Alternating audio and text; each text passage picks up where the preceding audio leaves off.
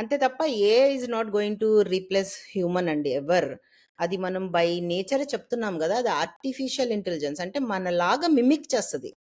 But as is చేస్తదా అంటే మనకన్నా కొన్ని విషయాలు బెటర్ చేస్తది. బట్ మీరు నాకిస్తారా మీ పాస్వర్డ్ ఇమ్మంటే? నాకే షేర్ చేయరు. మీరు మీరు మెషిన్స్‌కి ఎలా షేర్ చేస్తారు? సో, కాబట్టి ఏఐ ఉందనుకోండి, కొంత లెవెల్ వరకు అది హెల్ప్ చేస్తది కెరియర్‌లో. బట్ సెక్యూరిటీ జాబ్స్ పోతాయా అంటే పోవు.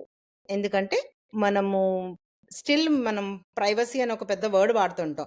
ఓమ్మో! నా ఫోను చూడకు, నా ప్రైవసీ అది నా ప్రైవసీ, నా బుక్, నా డైరీ చదవకు అని ఎందుకంటున్నాం అవన్నీ? So, for privacy reasons AI will not ever take off our jobs. We don't share our personal PI data నేనిందాక చెప్పినట్టు మీ first name, last name, pass passport details, SSN numbers అవంతా మనం ఎవరికీ ఇవ్వాలని అనుకోం కదండీ! So, but you are right. AI is evolving very fast. ఇంకా మీరు సిలికాన్ వ్యాలీ అంటున్నారు కాబట్టి ఇక్కడ ఎవ్రీథింగ్ ఎంత ప్రొడక్ట్స్ ఎంత ఫాస్ట్‌గా ఉంటాయంటే నువ్వేదైనా ఒక ప్రాబ్లమ్ చెప్పావంటే దానికి ఏఐని పట్టుకొచ్చేస్తారు. ఓహ్! ఈ ఏజెంట్ వాడదామా? ఇలా వాడదామా? ఎలా వాడదామా? అని చెప్పి.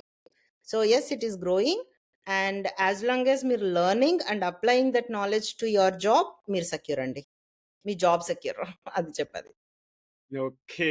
ఎక్సలెంట్ అండి. నాకు చాలా బాగా నచ్చింది మన కాన్వర్జేషన్. అండ్ టీజీవీ తెలుగులో మీకు ఎలా అనిపించిందసలు ఇంటర్వ్యూ ఎక్స్‌పీరియన్స్?